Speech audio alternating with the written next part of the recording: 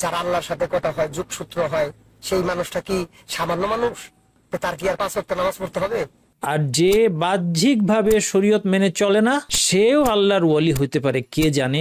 এটা একদম ভুল কথা। এই ভুলটা আমরা করব না। নামাজ পড়ে না বলে তুমি তাকে ইয়ে করো না, সে হইতে পারে আল্লাহ অনেক বড় ওয়ালি না, সে এখন আল্লাহর কোনো ওয়ালি না। আমরা বলবো যে সে হেদায়েত পেতে পারে আল্লাহ চাইলে। তো মসজিদে একটা লোকে দাড়ি টুপিওয়ালা, লম্বা জব্বা, নামাজ পড়ে নিয়মিত জামাতে, অবশ্যই সে ভালো লোক, কোনো সন্দেহ নাই, কিন্তু তাকে মাসলা জিজ্ঞেস করা যাবে না। তাকে মাসলা জিজ্ঞেস করা যাবে না যতক্ষণ না আপনি জানেন যে সে জ্ঞানী। মুশকিল হচ্ছে এরকম অনেক মসজিদে আমরা অনেক মুসল্লি আছে, আমরা হয়তো কিছুই জানি না, লোকজন আমাদেরকে প্রশ্ন করছে, কারণ এই জিনিসটা মানুষের মাথা থেকে উঠে গিয়েছে যে তার জ্ঞান আছে কিনা।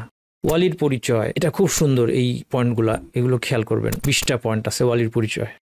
ইযা সাল্লাতিল মারআতু খামসাহা, একজন নারী যখন 5 ওয়াক্ত সালাত আদায় করবে, ওয়া সামাত শাহরাহা, এবং রমাদানের রোজা রাখবে, হাফিজাত ফারজাহা, লজ্জাস্থান হেফাজত করবে, ওয়া আতাআত যাওজাহা, তার স্বামীর আনুগত্য করবে, কিলা লাহা, তাকে বলা হবে উদখুলিল জান্নাতা মিন আইয়ি আবওয়াবিল জান্নাতি শিতি, জান্নাতে যে কোনো দরজা দিয়ে প্রবেশ করো। দিন সম্পর্কে না জেনে হালাল হারাম বলা, কথা বলা খুব সাংঘাতিক ব্যাপার। এই আয়াতে আল্লাহ 4টা জিনিসকে হারাম করেছেন। আলেমগণ বলেছেন এটা ছোট থেকে বড়তে গিয়েছেন আল্লাহ তাআলা। সবচেয়ে ছোট কি? ফাওয়াহিশ, জঘন্য খারাপ কাজ, ব্যভিচার। ফাওয়াহিশ শুধু অশ্লীলতা বা ব্যভিচারকে বুঝায় না, যে কোনো পাপ যেটা জঘন্য ধরনের পাপ, এর মধ্যে হত্যাও আসে ইত্যাদি। ওয়াল ইসমা ওয়াল বাগই বিগাইরিল হক, মানুষের জানমাল কিংবা সম্মানের উপর অন্যায় সীমা লঙ্ঘন। তাহলে এর চেয়েও বড় হচ্ছে মানুষের জানমালের উপর সীমা লঙ্ঘন। তার চেয়েও বড় হচ্ছে আন তুশরিকু বিল্লাহি মা লাম ইউনাজ্জিল বিহি সুলতানা, আল্লাহর সাথে এমন কিছুকে শরীক করা যেটার ব্যাপারে কোনো প্রমাণ নাই। তার চেয়েও সাংঘাতিক কি? আন তাকুলু আলাল্লাহি মা লা তা'লামুন, যে আল্লাহ সম্পর্কে এমন কিছু তুমি বললা যেটা তুমি জানো না। আলহামদুলিল্লাহি রাব্বিল আলামিন ওয়া সাল্লাল্লাহু ওয়া সাল্লামা আলা নাবিয়িনা মুহাম্মাদিন ওয়া আলা আলিহি ওয়া সাহবিহি আজমাইন। ইমাম নববীর 40 হাদিসে অত্যন্ত গুরুত্বপূর্ণ একটি হাদিস নিয়ে আজকে আমাদের আলোচনা। এই হাদিসটি এই সংকলনের 38 নম্বর হাদিস। আমি সবসময় এই সংকলনের সিরিয়াল মেনটেন করছি না, কিন্তু শেষ পর্যন্ত আমরা সবগুলো হাদিসই কভার করব ইনশাআল্লাহ। এবং 38 নম্বর হাদিসের সাথে সংশ্লিষ্ট আরেকটা হাদিস আজকে আলোচনা করব, একটি সংকলনের 22 নম্বর হাদিস। তো প্রথমেই আমরা হাদিসটা দেখি। এটা হচ্ছে খুব বিখ্যাত একটা হাদিস, যে হাদিসের মধ্যে ওয়ালির পরিচয় দেওয়া আছে। এবং এই ওয়ালি হচ্ছে যে ওয়ালির পরিচয় হাদিসে দেওয়া আছে আল্লাহর বিশেষ ওয়ালি, আল্লাহ তাআলার বিশেষ নৈকট্যপ্রাপ্ত, তার মুমিন বান্দা, তার পরিচয় এখানে তুলে ধরা হয়েছে। আন আবি হুরায়রাতা ক্বালা ক্বালা রাসূলুল্লাহি সাল্লাল্লাহু আলাইহি ওয়াসাল্লাম, রাসূল সাল্লাল্লাহু আলাইহি ওয়াসাল্লাম বলেছেন, ইন্নাল্লাহা ক্বাল, আল্লাহ তাআলা বলেন। তাহলে হাদিস কুদসি, এটা হাদিস কুদসি, অর্থাৎ এমন হাদিস যেটা রাসূল সাল্লাল্লাহু আলাইহি ওয়াসাল্লাম আল্লাহ থেকে রিওয়ায়াত করেছেন, অর্থাৎ আল্লাহর বক্তব্যকে রাসূলুল্লাহ সাল্লাল্লাহু আলাইহি ওয়াসাল্লাম বর্ণনা করছেন। এটাকে বলা হয় হাদিসুন কুদসি, এটাকে বলা হয় হাদিসুন কুদসি। আল্লাহ তাআলা বলছেন, মান আদা লি ওয়ালিয়ান ফাকাদ আযানতুহু বিল হারব, যে আমার কোনো ওয়ালির সাথে শত্রুতা করবে তার বিরুদ্ধে আমি যুদ্ধের ঘোষণা দেই। ওয়ামা তাকাররাবা ইলাইয়া আবদি বিশাইইন আহাব্বা ইলাইয়া মিম্মা আফতারাতুহু আলাইহি, আমার বান্দা সবচেয়ে বেশি আমার কাছে সবচেয়ে প্রিয় যে জিনিসের দ্বারা আমার সবচেয়ে বেশি নিকটবর্তী হয় সেটা হচ্ছে সেই সমস্ত কাজ যেগুলো আমি তার উপরে ফরজ করেছি। ওয়ামা ইয়াজালু আবদি ইয়াতাকাররাবু ইলাইয়া বিন নওয়াফিল হাত্তা উহিব্বাহ, এরপর সে নফল ইবাদতের মাধ্যমে, নফল আমলের মাধ্যমে আমার নিকটবর্তী হতেই থাকে এবং শেষ পর্যন্ত আমি তাকে ভালোবাসি। এটা হচ্ছে আল্লাহর বিশেষ ভালোবাসা। এর ফলাফল কি? ফাইযা আহবাবতুহু কুনতু সামাআহু আল্লাযী ইয়াসমাউ বিহি ওয়া বাসারাহু আল্লাযী ইবসিরু বিহি ওয়া ইয়াদাহু আল্লাতী ইয়াবতিশু বিহা ওয়া রিজলাহু আল্লাতী ইয়ামশি বিহা, আমি যখন তাকে ভালোবাসি তখন কি হয়? যার আক্ষরিক অর্থ হচ্ছে আল্লাহ তাআলা বলছেন আমি তার কান হয়ে যাই যার মাধ্যমে সে শোনে, আমি তার দৃষ্টি হয়ে যাই যার মাধ্যমে সে দেখে, আমি তার হাত হয়ে যাই যার মাধ্যমে সে ধরে, এবং আমি তার পা হয়ে যাই যার মাধ্যমে সে পথ চলে। এখানে আক্ষরিক অর্থ উদ্দেশ্য নয়, কারণ স্রষ্টা এবং সৃষ্টি পৃথক। আল্লাহ সুবহানাহু ওয়া তাআলা কারো দৃষ্টি, শ্রবণ, হাত পায়ে রূপান্তরিত হন না, ওয়াল ইয়াযু বিল্লাহ। বরং এটি অর্থ হলো যে এই ব্যক্তি যখন আল্লাহ তাকে ভালোবাসেন এবং সে আল্লাহ বিশেষ নৈকট্য লাভ করে, সে শুধুমাত্র এমন কিছুই শোনে যে আল্লাহ পছন্দ করেন, এমন কিছুই দেখে যা আল্লাহ অনুমোদন করেন, এবং সে তার হাত দিয়ে শুধুমাত্র এমন কিছুই ধরে এবং পা দিয়ে শুধুমাত্র এমন সব স্থানেই যায় যার ব্যাপারে আল্লাহর অনুমোদন এবং সন্তুষ্টি রয়েছে। ওয়া ইনসা আলানি লা উতিয়ান্নাহ, সে যদি আমার কাছে কিছু চায় আমি অবশ্যই তাকে দেব। ওয়ালা ইনিস্তাআযানি লা উঈযান্নাহ, সে যদি আমাকে আশ্রয় চায় তাহলে অবশ্যই তাকে আমি আশ্রয় দিব। ওয়ামা তারাদ্দাতু আন শাইইন আনা ফাঈলুহু তারাদ্দুদি আন নাফসিল মুমিন, আমি একজন মুমিনের জান কবজ করার ব্যাপারে যতটা দ্বিধা করি, এই দ্বিধা আর কোনো বিষয় করি না। ইয়াকরাহুল মাউতা ওয়া আনা আকরাহু মাসাআতা, সে মৃত্যুকে অপছন্দ করে আর আমি তাকে কষ্ট দিতে অপছন্দ করি। এখানে আল্লাহ সুবহানাহু ওয়া তাআলা দ্বিধা বলতে যা বোঝানো হয়েছে সেটা মানুষের দ্বিধার অনুরূপ কিছু নয়, এটা মনে রাখতে হবে। এটা মূলনীতি যে আল্লাহ সুবহানাহু ওয়া তাআলার কোনো বৈশিষ্ট্য এই সৃষ্টির কোনো বৈশিষ্ট্যের সাথে তুলনীয় নয়। মূলনীতি লাইসা কামিসলিহি শাইউন, কোনো কিছুই আল্লাহর মতো নয়। এই জন্য এই দ্বিধার অর্থটা এইভাবেই করতে হবে যেমনটা হাদিসের মধ্যে বলা হচ্ছে, যে এখানে দ্বিধা এই অর্থে যে আল্লাহর সিদ্ধান্ত হচ্ছে আল্লাহ মৃত্যু দিবেন, অ্যাট দ্য সেম টাইম এই যে মৃত্যু কষ্ট হবে একজন মুমিনের, সেটা আল্লাহর কাছে অপছন্দনীয়, কিন্তু সেটা মুমিনের জন্য কল্যাণকর, এবং মৃত্যু আল্লাহর সিদ্ধান্ত, এই দুইয়ের একত্রিত হওয়া, এটাই হচ্ছে এখানে এই দ্বিধার অর্থ। এটা মানুষের দ্বিধার মতো কোনো কিছু নয়। এখানে পুরা অনুবাদটা দেয়া আছে, আমরা যেটা বললাম আপনারা স্ক্রিনশট রাখতে পারেন, এবং হাদিসটা যেহেতু এটা বইয়েরই স্ক্রিনশট, কাজে বইটা যারা পেয়েছেন অথবা পেয়ে যাবেন আপনার বইতে হাদিসটা আপনারা পাবেন, সেটারই একটা স্ক্রিনশট এখানে নেওয়া আছে। ওয়ালির পরিচয় এই হাদিসেও আমরা পেয়েছি এবং কোরআনে ওয়ালির পরিচয় দেওয়া আছে, এই জন্য ওয়ালি নিয়ে বিভ্রান্তি কোনো সুযোগ নাই।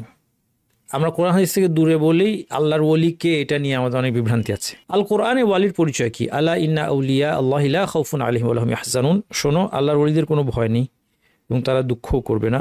আল্লাযিনা আমানু ওয়া কানু ইয়াত্তাকুন, তাদের বৈশিষ্ট্য হচ্ছে যারা ঈমান এনেছিল এবং তাকওয়া অবলম্বন করে চলতো। তাহলে এই দুটো জিনিস মনে রাখবেন, ঈমান আর তাকওয়া, এটা হচ্ছে ওয়ালির পরিচয়। যার ঈমান যত বেশি সে আল্লাহ তত বড় ওয়ালি, যার তাকওয়া তত বেশি সে আল্লাহ তত বড় ওয়ালি।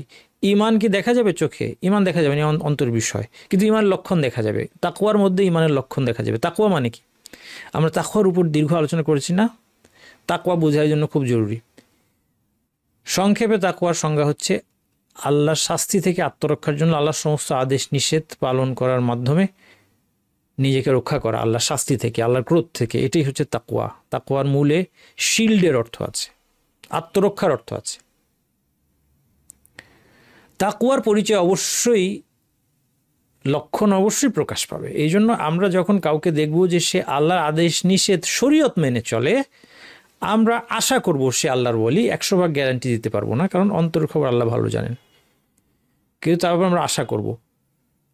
আর যে বাহ্যিকভাবে শরীয়ত মেনে চলে না, সেও আল্লাহর ওয়ালি হইতে পারে, কে জানে। এটা একদম ভুল কথা, এই ভুলটা আমরা করব না। অনেক সময় মানুষের ভুল ধারণা করা হচ্ছে, নামাজ পড়ে না বলে তুমি তাকে ইয়ে করো না, মনে করো না যে সে হইতে পারে আল্লাহ অনেক বড় ওয়ালি। না, সে এখন আল্লাহর কোনো ওয়ালি না। হ্যাঁ, যদি আমরা বলবো যে সে হেদায়েত পেতে পারে আল্লাহ চাইলে, বুঝতে পারছেন? এই দুইটা কথার মধ্যে পার্থক্য আছে। আমি যদি বলি যে নামাজ পড়ে না, আল্লাহ আদেশ পালন করে না, হারাম কাজের মধ্যে ডুবে আছে, আমরা যদি বলি সে আল্লাহর ওয়ালি হতেও পারে, এটা ভুল কথা। কারণ আল্লাহর ওয়ালি হলে কমপক্ষে তার তাকওয়ার মধ্যে এটা প্রকাশ পাবে, সে তো আল্লাহকে ভয় করছে না তার মানে।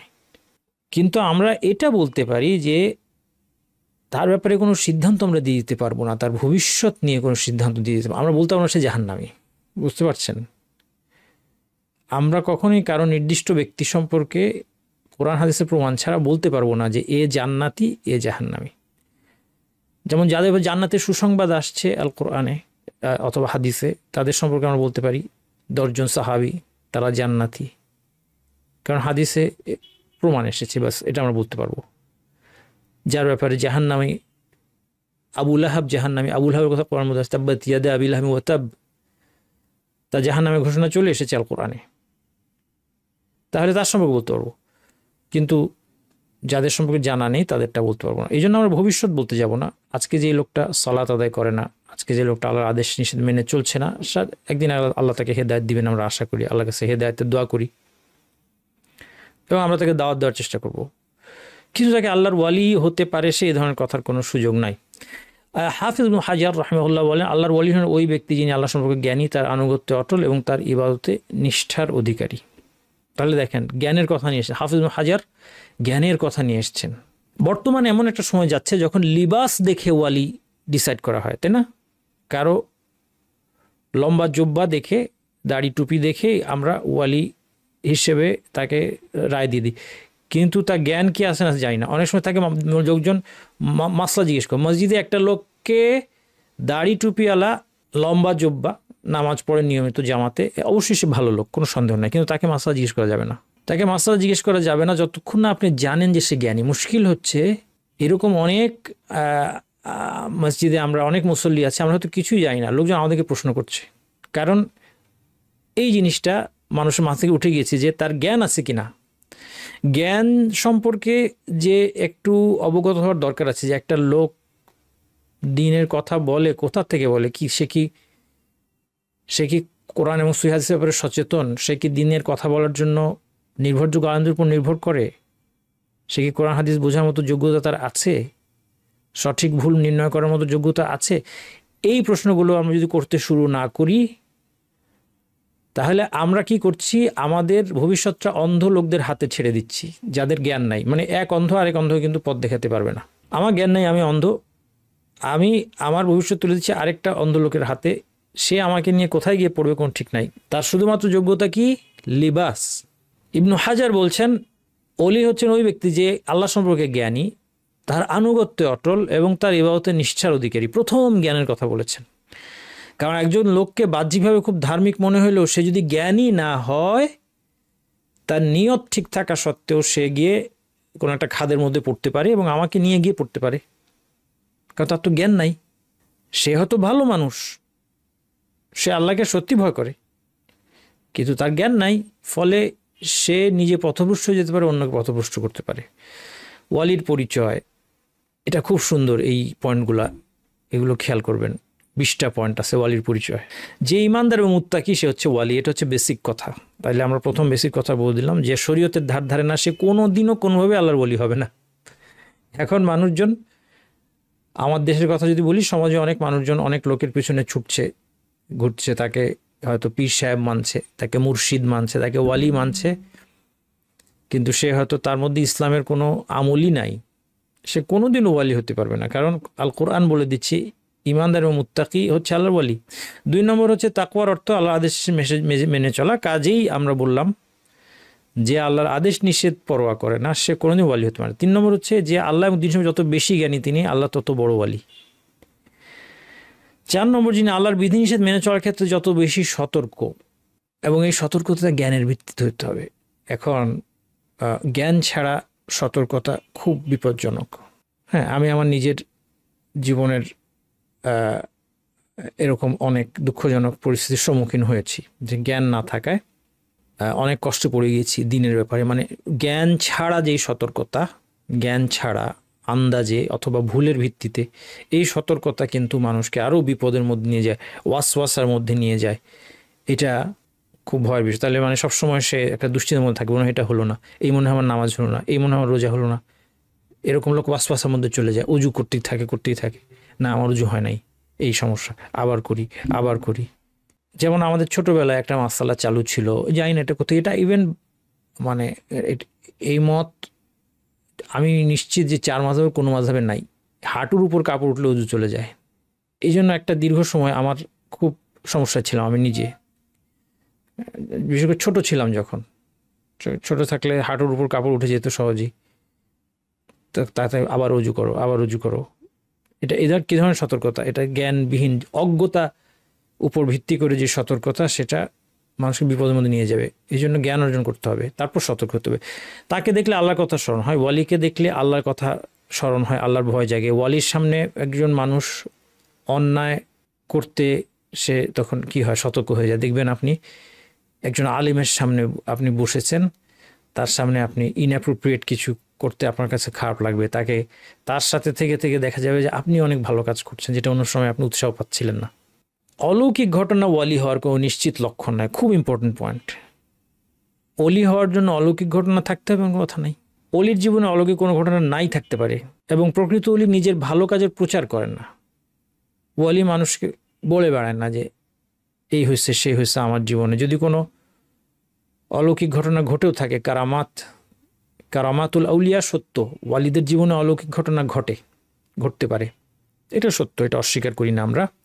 কিন্তু ঘটলে প্রকৃত ওয়ালি এটা প্রচার করে বেড়াবে না। কেউ যদি প্রচার করে বেড়ায় যে আমার জীবনে এই ধরনের অলৌকিক ঘটনা ঘটেছে, আমার বাপদাদার জীবনে এই ধরনের অলৌকিক ঘটনা ঘটেছে, আছে অনেকে বংশানুক্রমে তারা বাপদাদাদের অলৌকিক ঘটনার ওয়াজ করে যাচ্ছেন এবং সেটাকে প্রমাণ হিসেবে দিচ্ছেন যে আমরা সঠিক পথে আছি। আমি আপনাদেরকে চিনিয়ে দিচ্ছি, বিপদের জায়গাগুলো চিনিয়ে দিচ্ছি এবং আপনারা মানুষকে চেনাবেন। আমি সঠিক পথে আছি বা আমার দল সঠিক পথে আছে, আমার জামাত বা দল সঠিক পথে আছে বা আমার তরিকা সঠিক, এটা বোঝানোর জন্য কেউ যদি অলৌকিক ঘটনা নিয়ে আসে যে আমার গ্রুপের সাথে কাজ করছিল একজন, তার জীবনে এরকম একটা অলৌকিক ঘটনা ঘটে, অথবা আমার বাপ দাদা ওনারা পীর ছিলেন, তারা এরকম অলৌকিক ঘটনা ঘটিয়েছেন, এগুলো যদি আপনি তার ওয়াজ মাহফিলে শুনতে পান তাহলে তার থেকে সাবধান হয়ে যাবেন। কারণ হতে পারে একজন ওয়ালির জীবনে অলৌকিক ঘটনা ঘটতে পারে, কিন্তু সেটা কোনো প্রচার করার বিষয় নয় এবং এটা তার ব্যক্তিগত আল্লাহর পক্ষ থেকে তার একটা কারামাত হতে পারে। এর কারণে তিনি দলিল হয়ে যান না শরীয়তের, এটা সামনে আসবে পয়েন্টটা। তিনি মানুষকে কোরআন হাদিস মেনে চলার উপদেশ দেন। ওয়ালির কথা কি বিষয় হয়? ওয়ালির কথা হবে কোরআন হাদিস ভিত্তিক। সুতরাং কারো আলোচনার মধ্যে দেখেন আল্লাহ এটা বলেছেন, আল্লাহ রাসূল সাল্লাল্লাহু আলাইহি ওয়াসাল্লাম এটা বলেছেন, এই বক্তব্যগুলো সাহাবীরা এইভাবে মেনে চলেছেন, তাবিঈরা এইভাবে মেনে চলেছেন, বড় বড় আলেমরা এইভাবে বলছেন ওই কোরআন হাদিসের আলোকে, এই ধরনের আলোচনাটা আপনার লক্ষণ যে তিনি আল্লাহর ওয়ালি, অথবা তার কথাগুলো ঠিক আছে, তিনি আল্লাহর ওয়ালি হন বা না হন, মানে বিশেষ ওয়ালি হন বা না হন। সকল মুমিনই কিন্তু সাধারণভাবে আল্লাহর ওয়ালি, আর কেউ কেউ বিশেষভাবে আল্লাহর বিশেষ ওয়ালি, যেটাই হোক, তাহলে তার কথাগুলো আমরা শুনবো। তিনি আল্লাহ সন্তুষ্টি আসে নিজের সম্পদ মানুষের জন্য ব্যয় করেন, এটা ওয়ালির একটা লক্ষণ। মানে ওয়ালি মানুষের কাছে টাকা পয়সা জমা করতে ব্যস্ত থাকে না, দেন আমাকে টাকা দেন সবাই মিলে, এটা ওয়ালি এই কাজ করেন না। ওয়ালি কি করেন? আল্লাহ সন্তুষ্ট নিজের সম্পদ মানুষের জন্য ব্যয় করেন। তিনি নিষ্পাপ নন, তার গুনাহ এবং ভুল ত্রুটি হয়। ওয়ালি কোনো নিষ্পাপ কিছু না। তারা হালাল হারামের ক্ষেত্রে রাসূল সাল্লাল্লাহু আলাইহি ওয়াসাল্লাম ফয়সালাদানকারী হিসেবে গ্রহণ করেন। হালাল হারাম রাসূল সাল্লাল্লাহু আলাইহি ওয়াসাল্লাম যেটা বলছেন এইটাই। তারা নবীর সুন্নাতের জন্য অন্যের বিরোধিতা করেন, কিন্তু অন্য কাউকে অনুসরণের জন্য নবীর সুন্নাতের বিরোধিতা করেন না। এটা আমার খুব প্রিয় একটা কথা, এই বৈশিষ্ট্যটা আমাদের সবার মধ্যে আনা দরকার। নবীর সুন্নাতের জন্য অন্য বিরোধিতা করব, কোনো অসুবিধা নাই। সুন্নতের মধ্যে আমি এটা পেয়েছি, নির্ভরযোগ্য আলেমের কাছ থেকে শুনলাম বা ব্যাখ্যা পেলাম, হাদিস দেখলাম, কিন্তু এটা করতে গিয়ে তো আমার অমুকের সাথে আমার আমল মিলল না, কোনো অসুবিধা নাই। কিন্তু অন্য কাউকে অনুসরণের জন্য নবীর সুন্নতের বিরোধিতা করব না। এটা খুব ইম্পর্টেন্ট পয়েন্ট, এটা খুব একটা বড় পরীক্ষা আমাদের জন্য। তারা বেদাত করেন না এবং বেদাতের দিকে মানুষকে কখনোই ডাকেন না। বেদাত নিয়ে আমরা বিস্তারিত আলোচনা করেছি। অলির কথা, কাজ বা স্বপ্ন কোনো দলিল নয়, খুব ইম্পর্টেন্ট পয়েন্ট। আমি যখন ইসলাম সম্পর্কে নতুন নতুন জানতে চেষ্টা করি, এই বিভ্রান্তির মধ্যে অনেক দিন ছিলাম যে আচ্ছা অমুক ইমাম তো এই কথা বলেছেন, অমুক ইমাম তো এই কথা বলেছেন, তাহলে এটা ভুল কেমনে হবে? এই প্রসঙ্গে খুব গুরুত্বপূর্ণ একটা আলোচনা করব, এটার সাথে কানেক্টেড আছে স্বপ্ন নিয়ে।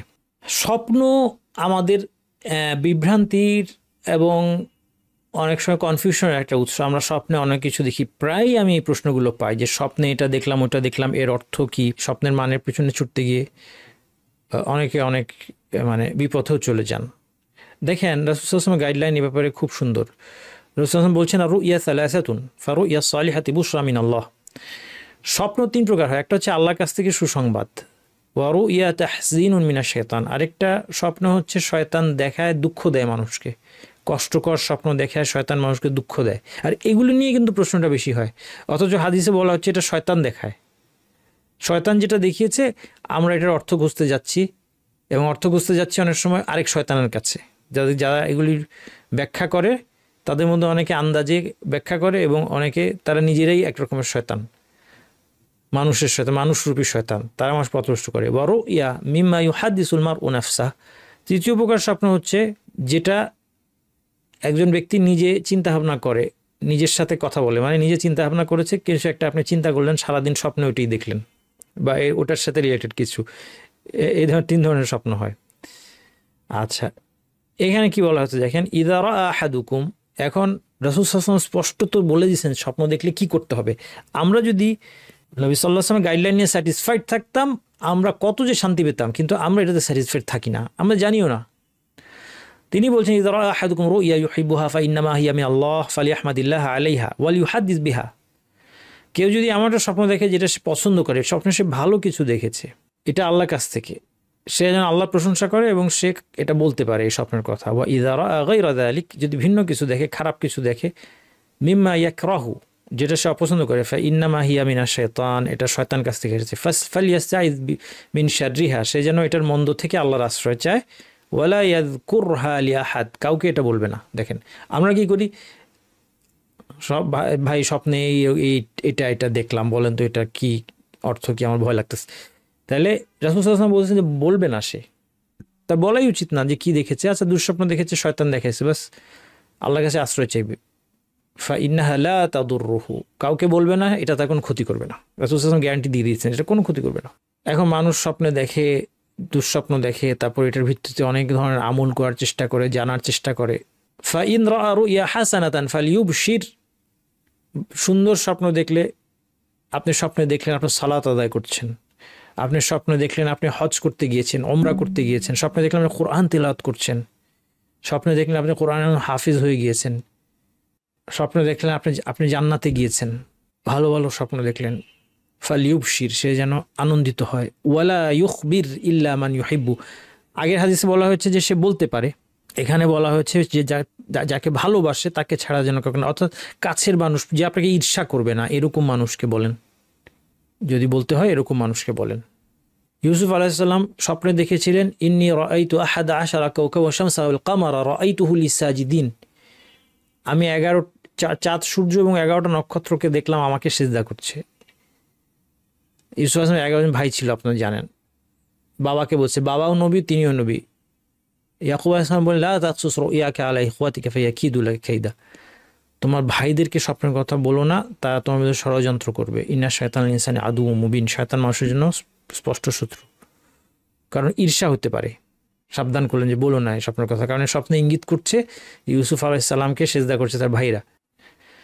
দুঃস্বপ্নের ক্ষেত্রে কোনো কোনো ভাষায় এসেছে, ফাল ইয়ামফুস আন ইয়াসারিহি সালাসান ওয়াল ইয়াতাআওয়ায বিল্লাহি মিন শাররিহা, বাম দিকে 3 বার হালকা আর্দ্র ফু দিবে, বাম দিকে এভাবে, ওয়াল ইয়াতাআওয়ায বিল্লাহি মিন শাররিহা, এই স্বপ্নের মন্দ থেকে আগে আশ্রয় চাবে। অন্য বর্ণনায় আছে ওয়াল ইয়াতাআওয়ায বিল্লাহি মিন শাররি শাইতানি ওয়া শাররিহা, শয়তানের অনিষ্ট থেকে বলবে আল্লাহর কাছে আশ্রয়, আউযু বিল্লাহি মিনাশ শাইতানির রাজিম, অথবা আউযু বিল্লাহি মিন শাররি শাইতান মিন শাররি মা রাআইত, আমি যেটা দেখেছি সেটার অন্ধ থেকে, অথবা বাংলায় বলুক, অসুবিধা নেই। ওয়াল ইয়াতাহাওয়াল আন জামবিহি আল্লাযী কানা আলাইহি, পাশ পরিবর্তন করে শুতে বলেছে আরেক বর্ণনায়। ফালিয়াকুম ফালিয়ুসাল্লি, আরেক বর্ণনা এসেছে সে যেন উঠে দাঁড়িয়ে সালাত আদায় করে। ওলির পরিচয় আরও হচ্ছে যে তারা আল্লাহ রাসূল এবং সাহাবীগণ ব্যতীত কোনো দলে যোগ দেন না, বিভিন্ন ফিরকায় বিভক্ত হয় না আল্লাহর ওলিরা। তাদের দল হচ্ছে আল্লাহর দল, তার রাসূলের দল, এবং কোরআন হাদিসকে সাহাবীরা যেভাবে বুঝেছেন সেটার উপর তারা থাকেন। এই জন্য বললাম সাহাবীদের দল। তারা দিনকে খেলতামাশার বস্তু বানান না, অলিদেরকে দেখলে নেক কাজে আগ্রহ সৃষ্টি এবং তাদের কাছ থেকে দিন শেখা যায়, এটা তাদের বরকত। কিন্তু তাদের স্পর্শ, শরীরের কোনো অংশ বা পোশাকে বরকত নেই। আমার দেশে একটা বদভ্যাস আছে মানুষের, যাদেরকে তারা আল্লাহ আল্লাহ মনে করে, তাদের সাথে হাত মেলানোর পরে হাতটা বুকের মধ্যে ঘষে। এই অভ্যাসটা আমাদের বাদ দিতে হবে, কারণ এর পিছনে একটা আকীদা আছে, একটা ভুল আকীদা, একটা শিরকি আকীদা, যে তার হাত থেকে আমার শরীরে কিছু বরকত আসবে। এইটা শিরকি আকীদা, এটা এক ধরনের শিরক। ছোট শিরক হলেও এটা শিরক। ছোট শিরক মানে কিন্তু জিনিসটা সামান্য তা না, ছোট শিরক তাকে ছোট বলা হয়েছে বড় বড় শিরকের তুলনায়। এবং তার শরীরের অংশ পোষায় কোনো বরকত নেই। ওলি হওয়ার জন্য পীরের মুরিদ হইতে হয় না, কোনো খলিফা হইতে হয় না, কোনো তরিকা ধরতে হয় না, কোনো বায়াত হইতে হয় না কারো কাছে। এইগুলি হচ্ছে অলির পরিচয়। অলিদের সাথে শত্রুতার পরিণতি ভয়াবহ। অলিদের মাঝে সর্বাগ্রে রয়েছেন সাহাবীরা। দেখেন অলির সাথে আল্লাহ তাআলা হাদিসের শুরুতে কি বলেছেন, মান আদা লি ওয়ালিয়ান ফাকাদ আযানতুহু বিল হারব, যে আমার কোনো ওয়ালির সাথে শত্রুতা করে তাকে আমি যুদ্ধের ঘোষণা দেই। অনেক সময় সমাজে মানুষ না জেনে ওয়ালির বিরুদ্ধে শত্রুতায় লিপ্ত হয়। কোন একটা মসজিদে হয়তো একজন ব্যক্তি তিনি কোরআন এবং হাদিস ভিত্তিক সহি কথা বললেন, সেখানে কোনো বিদাত হলে সে বিদাতের বিপরীতে কথা বললে দেখা যায় সমস্ত মানুষ তার সাথে শত্রুতা শুরু করে দেয় কিছু না জেনে। তাহলে এই ধরনের কাজ যেন আমাদের না হয়, আমাদেরকে সতর্ক থাকতে হবে। হতে পারে যার শত্রুতা আমরা করছি তিনি আল্লাহর ওয়ালি, তিনি সঠিক কথা বলছেন, আমরা ভুলের উপর আছি। অনেক সময় এটারই আরেকটা হচ্ছে, অনলাইনে একজন হয়তো কোরআন হাদিস ভিত্তিক বিশুদ্ধ কথা বলেছেন যেটা সমাজে প্রচলিত মতের বিপরীত, মানুষ যা জানে এটা বিপরীত, তখন মানুষ কোনো চিন্তা ভাবনা না করে তাকে গালাগালি শুরু করে দেন, তার বিরুদ্ধে শত্রুতা শুরু করে দেন, কিভাবে তার সম্মানের ক্ষতি করা যায়। এটা কিন্তু ওয়ালির সাথে শত্রুতা, আর এটার পরিণতি কিন্তু খুব খারাপ এই ব্যক্তির জন্য, তাই না? এবং ওয়ালিদের মধ্যে মনে রাখতে হবে সর্বাগ্রে আছেন কারা? সাহাবীরা। সাহাবীরা হচ্ছেন সর্বশ্রেষ্ঠ ওয়ালি, কোনো সন্দেহ নাই। রাসূল সাল্লাল্লাহু প্রজন্ম, তারা হচ্ছে বেস্ট প্রজন্ম, খায়রুন নাসি করনি। এই জন্য সাহাবীদের সাথে যদি কেউ শত্রুতা করে, দেখেন রাসূল সাল্লাল্লাহু কি বলছেন, মান সাব্বা আসহাবি, যে আমার সাহাবীদেরকে গালি দিবে, আলাইহি লা'নাতুল্লাহি ওয়াল মালাইকাতি ওয়ান নাসি আজমাইন, তার উপর আল্লাহ, সকল ফেরেশতা এবং গোটা মানব জাতির লানত। তাহলে সে আল্লাহর সাথে যুদ্ধের, এই হাদিস কি বলছে, সে আল্লাহর সাথে যুদ্ধে দাঁড়িয়ে গেছে না? যারা সাহাবীদেরকে গালি দেয় তারা আল্লাহর সাথে যুদ্ধ করছে, তাদের দ্বারা কোনোদিন মুসলিমদের সাহায্য হবে না, এটা মনে রাখতে হবে। কারণ একদল মানুষ এখন ধারণা করছে যে এরকম পৃথিবীর বুকে একটা জাতি আছে যারা সাহাবীদের গালি দেওয়া তাদের ধর্ম, তারা নিজেদেরকে মুসলিম দাবি করে, কিন্তু তাদের ধর্মের মধ্যে আছে যেটা, সেটা হচ্ছে যে সাহাবীদেরকে গালি দিতে হবে। এটা ভালো কাজ মনে করে তারা। তারা বলে যে 5 জন অথবা 17 জন সাহাবী, তাদের মতভেদ আছে, 5 জন বা 17 জন সাহাবীবাদের সব সাহাবী কাফের হয়ে গিয়েছে, এই কথা বলে, এই কথা বিশ্বাস করে। আমরা মনে করছি যে তারা মুসলিমদেরকে সাহায্য করবে, তাদের দ্বারা মুসলিমদের বিজয় আসবে, এরকম একদল লোক মনে করছেন। ধর্ম সম্পর্কে এটা আমাদের একটা অজ্ঞতা, এই অজ্ঞতাগুলো থেকে আমাদের বের হয়ে আসতে হবে। কারণ সাহাবী হচ্ছে আল্লাহর সবচেয়ে বড় ওয়ালি, আর সাহাবীদের সাথে যদি কেউ শত্রুতা করে সে আল্লাহর সাথে শত্রুতা নেমে গেছে, কীভাবে সে সাহায্য পাবে? এই হাদিস থেকে আমরা দেখলাম যে নফল হচ্ছে ফরজের গুরুত্ব বেশি। এখানে আমাদের অনেক ভুল ধারণা, তাই না? আমরা অনেক সময় দেখা যায় যে আমাদের সমাজে আমরা দেখতে পাই যে বিশেষ রাত্রে সারা রাত জেগে ইবাদত, কিন্তু সারা বছর সালাতের সাথে সম্পর্ক নাই। অথবা অনেকে এমন অবস্থায় হয় সারা রাত ধরে ইবাদত করে তারপর ফজর মিস করে ফেলে, অথচ সারা রাতের ইবাদতটা যদি ধরেও নিয়ে যে ওটা বিদাত না, তারপরেও ওটা তো নফল, আর ফজরের সালাতটা ফরজ ছিল। অনেকে দানের ক্ষেত্রে বলে যে জাকাত দিব না, আমি হিসাব করে কেন জাকাত দিতে হবে? সারা বছর কত দান করলাম, জাকাতের 5 গুণ আমি দান করেছি সারা বছর। কিচ্ছু সারা বছর দান না করে যদি শুধুমাত্র সে জাকাত দিত, এটা আল্লাহর কাছে গ্রহণযোগ্য হতো। জাকাত না দিয়ে নফল দান করে লাভ কি? ফরজ সালাত আদায় না করে বললাম যে মসজিদের এত টাকা দান করে দিয়েছি, এগুলো করে লাভ নাই। এইবার দেখেন ফরজের গুরুত্ব সম্পর্কে। ফরজ যে সবচেয়ে গুরুত্বপূর্ণ। আন আবি আবদুল্লাহ জাবির বিন আবদুল্লাহ আনসারী রাদিয়াল্লাহু আনহুমা, জাবির বিন আবদুল্লাহ রাদিয়াল্লাহু আনহু তিনি বলছেন, আন্না রাজুলান সাআলা রাসূলুল্লাহ সাল্লাল্লাহু আলাইহি ওয়াসাল্লাম ফাকালা, একজন ব্যক্তি রাসূল সাল্লাল্লাহু আলাইহি ওয়াসাল্লাম জিজ্ঞেস করলেন, বললেন, আরাআইতা ইযা সাল্লাইতুল মাকতুবাত, আমি যদি ফরজ সালাত আদায় করি, বা সুমতু রমাদান, রমাদান রোজা রাখি, মানে ফরজ রোজা, ওয়া আহলালতুল হালাল ওয়া হারামতুল হারাম, হালালকে হালাল করি, হারামকে হারাম করি,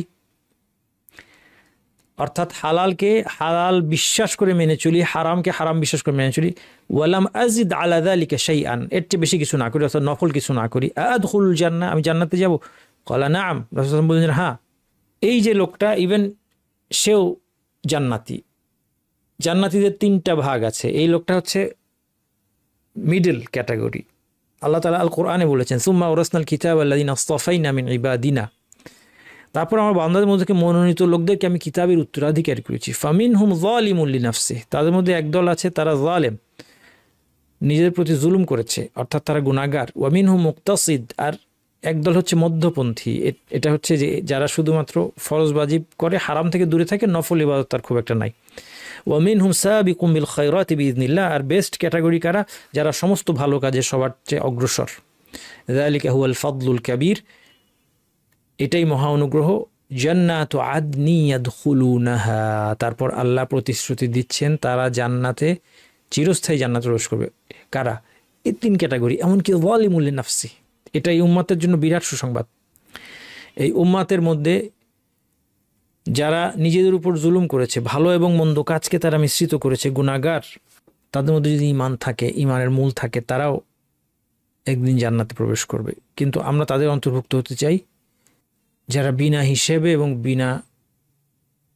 অন্তত বিনা শাস্তিতে জান্নাতে, তাদের মধ্যে তিনটা ক্যাটাগরি। বিনা হিসাব, সর্বশ্রেষ্ঠ ক্যাটাগরি হচ্ছে বিনা হিসেবে জান্নাতে যাবে, আস-সাবিকুন আল মুকাররাবুন, বিনা হিসেবে জান্নাতে যাবে, 1 নম্বর। 2 নম্বর হচ্ছে বিনা শাস্তিতে জান্নাতে যাবে, কিন্তু তার হিসাব হবে সহজ হিসাব। সহজ হিসাব কি? আল্লাহ তার গুনাহগুলোর কথা তাকে স্মরণ করাবেন এবং তারপর মাফ করে দিবেন। কিন্তু আল্লাহর সামনে এই গুনাহের স্বীকৃতি, এটা একটা কঠিন পরিস্থিতি, কিন্তু সে শাস্তি পাবে না। এটা হচ্ছে হিসাব ইয়াসির, ফাসাউফা ইউহাসাবু হিসাবান ইয়াসিরা, সহজ হিসাব। 3 নম্বর ক্যাটাগরি হচ্ছে যারা কিছু শাস্তি পেয়ে তারপরে জান্নাতে যাবে। এই শাস্তি হতে পারে কবরের আযাব, এই শাস্তি হতে পারে দুনিয়ায় জাহান্নামে। আমরা তাদের অন্তর্ভুক্ত হতে চাই যারা বিনা শাস্তিতে জান্নাতে যাবে। পৃথিবী মুসিবত বিপদ আপদের মধ্যে দিয়ে হলেও আমাদের যেন গুনাহ মাফ হয়ে যায়, কবর মৃত্যুর পর থেকে যেন কোনো শাস্তি না হয়, কবরে যেন কোনো শাস্তি না হয়, কিয়ামতের মাঠে যেন কোনো শাস্তি না, কিয়ামতের দিন আবার শাস্তি আছে, আমরা পরবর্তী কোর্সে ইনশাআল্লাহ এগুলো জানবো, এবং জাহান্নামের শাস্তি থেকেও যেন বাঁচতে পারি। আরেকটা হাদিসে আসছে, আবি আইয়ুব ক্বালা ক্বালা রাসূলুল্লাহ সাল্লাল্লাহু আলাইহি ওয়াসাল্লাম, মান আবাদাল্লাহ লা ইউশরিকু বিহি শাইআ, যে আল্লাহর ইবাদত করবে, শিরক মুক্ত হবে, ওয়া আকামাস সালাত, সালাত কায়েম করবে, আতাজ যাকাত, যাকাত আদায় করবে, সামা রমাদান, রমাদান রোজা রাখবে, ইজতানাবাল কাবাইর, কবিরা থেকে বেঁচে থাকবে, কবিরা গুনাহ, ফালাহুল জান্নাহ, সে জান্নাত লাভ করবে, আও দাখালাল জান্নাহ, জান্নাতে প্রবেশ করবে। ফাসাআলাহু মাল কাবাইর, রাসূল জিজ্ঞেস করলেন যে কবিরা গুনাহ কি? ফাকালা শিরকু বিল্লাহ, আল্লাহর সাথে শিরক করা, কাতলু নাফসিন মুসলিমা, মুসলিমকে মেরে ফেলা, ওয়াল ফিরারু ইয়াউমাজ জাহফ, যুদ্ধের দিন পলায়ন করা। মানে কবিরা গুনায় 3টাতে সীমাবদ্ধ তা না, 3টা উদাহরণ দিলেন রাসূলুল্লাহ সাল্লাল্লাহু আলাইহি ওয়াসাল্লাম। আবু হুরায়রা রাদিয়াল্লাহু বর্ণিত, আন্না আরাবিয়ান আতা নবী সাল্লাল্লাহু আলাইহি ওয়াসাল্লাম, নবী সাল্লাল্লাহু আলাইহি ওয়াসাল্লামের কাছে একজন আরাবি মানে বেদুইন আসলো। দুল্লানি, বলল, দুল্লানি আলা আমালিন ইযা আমিলতুহু দাখালতুল জান্নাহ, আমাকে একটা আমল শিখান যেটা করলে আমি জান্নাতে যাব। রাসূল সাল্লাল্লাহু আলাইহি ওয়াসাল্লাম বললেন, তা'বুদুল্লাহ লা তুশরিকু বিহি শাইআ, শিরক মুক্ত হয়ে তুমি আল্লাহর ইবাদত করবে, তুকিমুস সালাত আল মাকতুবা, ফরজ সালাত প্রতিষ্ঠা করবে। দেখেন বারবার শিরক মুক্তভাবে ইবাদতের কথা বারবার বহু হাদিসে বলছেন রাসূল সাল্লাল্লাহু আলাইহি ওয়াসাল্লাম, কিন্তু এই আলাপটা আমাদের মধ্যে কম। শিরক নিয়ে বারবার সাবধান করা হয়েছে। ওয়া তুআদ্দি যাকাত আল মাফরুদা, ফরজ যাকাত আদায় করবে, তাসুম রমাদান, রমাদান রোজা রাখবে। ক্বালা ওয়াল্লাযী নাফসি বিয়াদিহি, বেদুইন বলল, যার হাতে আমার প্রাণ তার শপথ, লা আযীদু আলা হাযা, আমি এর চেয়ে বেশি কিছুই করব না। ফালাম্মা ওয়াল্লা, সে যখন চলে গেল, ক্বালা নবী সাল্লাল্লাহু আলাইহি ওয়াসাল্লাম বললেন, মান সাররাহু আন ইয়ানজুরা ইলা রাজুলিন মিন আহলিল জান্নাতি ফালইয়ানজুর ইলা হাযা, যে জান্নাতি ব্যক্তিকে দেখতে চায় সে যেন এই লোকটাকে দেখে। তার মানে রাসূল সাল্লাল্লাহু আলাইহি ওয়াসাল্লাম বললেন যে এই কাজগুলো যদি সে করে, ফরজগুলো যদি আদায় করে সে, এবং আকীদার বিশুদ্ধতার সাথে, ঠিক আছে, এই পয়েন্টটা ধরতে পেরেছেন যে সে শিরক মুক্তভাবে করেছে, তার মানে তার আকীদা বিশুদ্ধ আকীদা নিয়ে যখন সে ফরজ কাজগুলো করবে সে জান্নাতি হবে, যদি বা নফল মুস্তাহাব ইবাদত সে নাও করে। আন আবি উমামা ইয়াকুলু সামিআতু রাসূলুল্লাহ সাল্লাল্লাহু আলাইহি ওয়াসাল্লাম ইয়াখতুবু ফি হাজ্জাতিল ওয়াদা'i ক্বাল, বিদায় হজে রাসূল খুতবায় বললেন, ইত্তাকুল্লাহ রাব্বাকুম, তোমরা তোমাদের রব আল্লাহকে ভয় করো, ওয়াসাল্লু খামসাকুম, তোমাদের 5 ওয়াক্ত সালাত আদায় করো, সুমু শাহরাকুম, তোমাদের মাসটি অর্থাৎ রমাদান মাসটিতে তোমরা রোজা রাখো, ওয়া আদ্দু যাকাতা আমওয়ালিকুম, তোমাদের মালের যাকাত দাও, ওয়া আতিউ যা আমরিকুম, তোমাদের কর্তৃত্বশীলদের আনুগত্য করো, তাদখুলু জান্নাতা রাব্বিকুম, তোমাদের রবের জান্নাতে তোমরা প্রবেশ করবে। নারীর প্রসঙ্গে রাসূল সাল্লাল্লাহু আলাইহি ওয়াসাল্লাম বলেছেন, ইযা সাল্লাতিল মারআতু খামসাহা, একজন নারী যখন 5 ওয়াক্ত সালাত আদায় করবে, ওয়া সামাত শাহরাহা, এবং রমাদানের রোজা রাখবে, হাফিজাত ফারজাহা লজ্জাস্থান হেফাজত করবে, বা আতাআত যাওজাহা তার স্বামীর আনুগত্য করবে, কিলা লাহা তাকে বলা হবে উদখুলিল জান্নাতা মিন আইয়ি আবওয়াবিল জান্নাতি শি'তি, জান্নাতে যে কোনো দরজা দিয়ে প্রবেশ করো। তার বৈশিষ্ট্যগুলি খুব সিম্পল, 5 ওয়াক্ত সালাত আদায় করে, রমাদান রোজা রাখে, লজ্জাস্থান হেফাজত করে। জাকাতের কথা বলা হয় নাই, কারণ সম্ভবত এই কারণে যে নারীরা তো রোজগার করার কথা না ট্রেডিশনালি। এখন নারীরাও অনেক রোজগার করেন বা অনেকে করতে বাধ্য হন, সেটা আলাদা।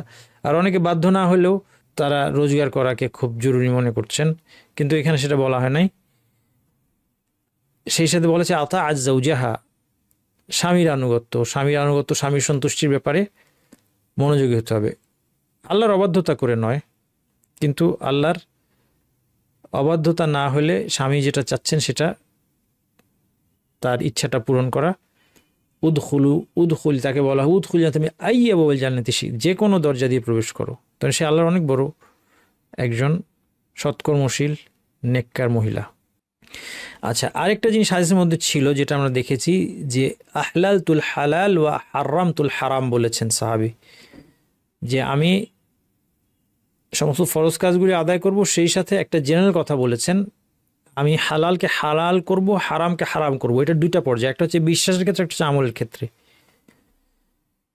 এই দুইটার মধ্যে পার্থক্য কি? বিশ্বাসের ক্ষেত্রে অর্থাৎ হালালকে হালাল বলে বিশ্বাস করতে হবে এবং হারামকে হারাম বলে বিশ্বাস করতে হবে, এটা ইমানের শর্ত, না হলে ইমান থাকবে না। কেউ যদি বলে যে হিজাব করা বাধ্যতামূলক নয়, হিজাব করতে হবে না, তাহলে তার ইমান নষ্ট হয়ে যাবে। কেউ যদি বলে যে মদ খাওয়া যাবে, হিজাব করতে হবে না, মানে হচ্ছে সে হিজাবকে স্বীকার করলো না। মদ খাওয়া যাবে বললো মানে হারামকে সে হালাল গণ্য করলো, তাহলে কিন্তু তার ইমান নষ্ট হয়ে যাবে। কিন্তু সে যদি বলে মদ খাওয়া হারাম, কিন্তু তারপরে মদ খায়, তার ইমান নষ্ট হয় নাই, সে গুনাহগার। অর্থাৎ আমলের ক্ষেত্রে যখন কেউ হালালকে হালাল করে না, এখানে হালাল বলতে শুধু বৈধ বিষয় না, এখানে হালাল বলতে ওয়াজিব মুস্তাহাব এগুলো অন্তর্ভুক্ত হয়ে গিয়েছে। আমলের ক্ষেত্রে কেউ যদি এটা বাস্তবায়ন না করে, তাহলে তার ইমান নষ্ট হবে না, সে গুনাহগার হতে পারে। এটা হচ্ছে দুটোর মধ্যে পার্থক্য। কারণ বিশ্বাসের ক্ষেত্রে এটা বিশ্বাস না করলে তো ইমানই থাকবে না। সালাত ফরজ, 5 ওয়াক্ত সালাত ফরজ বিশ্বাস করতে হবে, রমাদানের সাওম পালন করা যে বাধ্যতামূলক বিশ্বাস করতে হবে, জাকাত দেওয়া যে বাধ্যতামূলক বিশ্বাস করতে হবে। এখন আমরা কিন্তু অজ্ঞতাবশত অনেক সময় আমরা এমন অনেক বিশ্বাস পোষণ করছি যেটা শরীয়ত বিরোধী, অর্থাৎ শরীয়ত যেটাকে বাধ্যতামূলক করেছে সেটা আমরা বলছি না, এটা ঠিক হয় নাই, এবং এগুলো অবিশ্বাসীরা আমাদের সমাজের মধ্যে প্রচার করার চেষ্টা করছে। যেমন সম্পত্তি বন্টন, ভাই বোনের দ্বিগুণ পাবে, এটা ঠিক হয় নাই। এটা যদি কেউ বলে ঠিক হয় নাই, তাকে তো ইমান থাকবে না। এরপর পুরুষ যে একাধিক বিয়ে করতে পারে, এটা ঠিক না, এটা যদি কেউ মনে করে এটা ঠিক না, তা কিন্তু ইমান থাকবে না। পছন্দ না করুক সেটা অন্য জিনিস, সে চায় না যে আমার স্বামী একটা বিয়ে করুক, এটা তার পছন্দ না, এটা অন্য জিনিস। কিন্তু সে যদি মনে করে যে বিধানটা, আল্লাহর বিধানটা আমি মানি না, আল্লাহর বিধানটা ঠিক হয় না, এটা আল্লাহ ঠিক করেন নাই, এই ধরনের চিন্তা ভাবনা বিশ্বাস যদি মনের মধ্যে থাকে, এই ধরনের বিশ্বাস চিন্তা ভাবনা, হঠাৎ একটা চিন্তা শয়তান মনের মধ্যে হঠাৎ ঢুকিয়ে দিল, সে আল্লাহর কাছে ইস্তেগফার করলো, মাফ চাইলো, সে চিন্তাটাকে অপছন্দ করলো, সেটা না, এটা নিজের সাথে ফাইট করলো, এটা ভালো, এটা তার ইমানের লক্ষণ।